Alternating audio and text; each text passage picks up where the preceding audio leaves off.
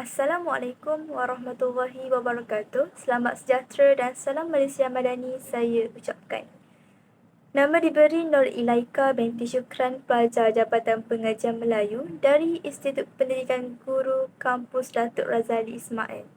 Pada hari ini, saya akan membentangkan tugasan 2 bagi kod kursus GAPD 1032 Asas Pembelajaran Digital berkenaan suatu laman pelantar pembelajaran kendiri atau lebih dikenali sebagai Personal Learning Environment iaitu PLE.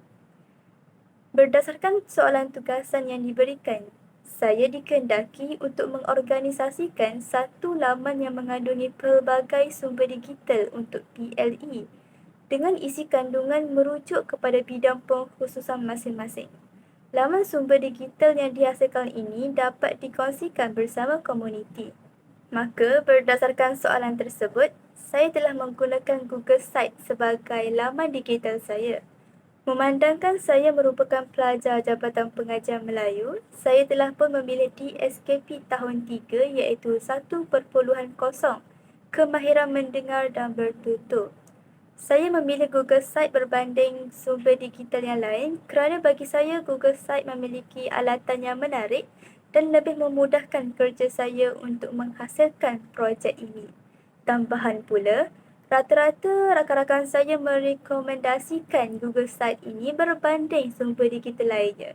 Kata mereka, Google Site banyak digunakan untuk pelajar dan guru-guru bagi menghasilkan wadah ilmu. Baiklah, tanpa membuangkan masa kerana masa itu emas, mari saya terangkan matlamat penghasilan projek ini kepada semua. Matlamat projek ini bertujuan untuk membudayakan pengajaran dan pembelajaran digital di era perubahan zaman teknologi masa kini. Oleh itu, saya ingin mengasah kemahiran saya sebagai bakal pendidik yang mahir dalam bidang teknologi dalam bidang pendidikan. Hal ini kerana melalui platform digital lah kapasiti dan potensi saya dapat diserlahkan di balik layar kamera. Beralih kepada laman Google Site ini, kita dapat lihat paparan yang saya kira agak menarik perhatian penonton untuk menerokainya. Antara isi kandungan yang terdapat dalam laman ini ialah DSKP, nota PDP, video YouTube dan juga lampiran contoh aktiviti. Apabila saya menekan logo DSKP ini, dengan pantas paparan akan beralih. Kita dapat lihat bahawa paparan ini menerangkan tentang kandungan DSKP iaitu 1.0 Kemahiran Mendengar dan Bertutur.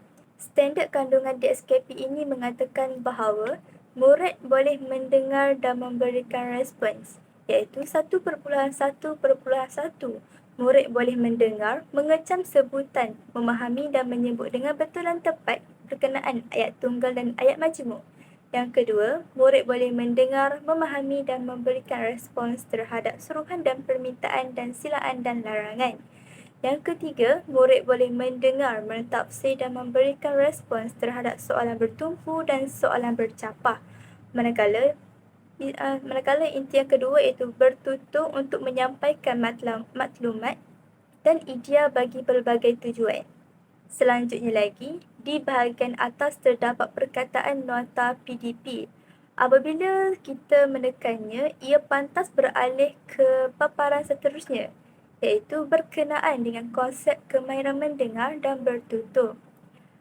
Pengertian kemahiran mendengar boleh didefinisikan sebagai keupayaan murid mendengar dengan teliti, memahami dan menghayati perkara yang didengari dalam pelbagai konteks dan situasi pengucapan seperti perbincangan, lakonan dan temu bual.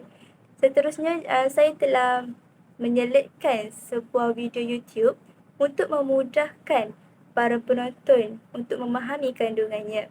Seterusnya, saya turut menyertakan konsep kemahiran bertutur yang merujuk kepada keupayaan murid mengajukan pertanyaan dan menyampaikan maklumat, meluahkan pendapat, perasaan dan idea secara lisan dengan sebutan baku, intonasi dan jeda yang betul. Saya juga turut meletakkan satu video YouTube bagi memudahkan para penonton juga untuk memahami kandungan ini. Malah, di bawah tajuk yang sama, saya turut sertakan buku teks dan pembelajaran ringkas.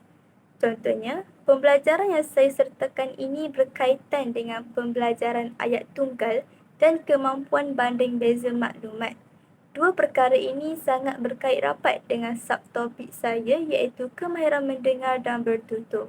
Bahan-bahan yang disertakan ini telah saya rujuk di laman Google, YouTube dan buku teks Bahasa Melayu tahun 3. Penggunaan grafik yang berwarna-warni mampu menyegarkan mata penonton membacanya dan mudah faham akan kandungan yang ada di dalamnya. Selain itu, saya turut sertakan pelbagai video YouTube berkenaan dengan kemahiran mendengar dan bertutur ini. Sebagai contoh, video ayat tunggal dan ayat majmuk yang berkaitan dengan proses mendengar dan bertutur murid-murid.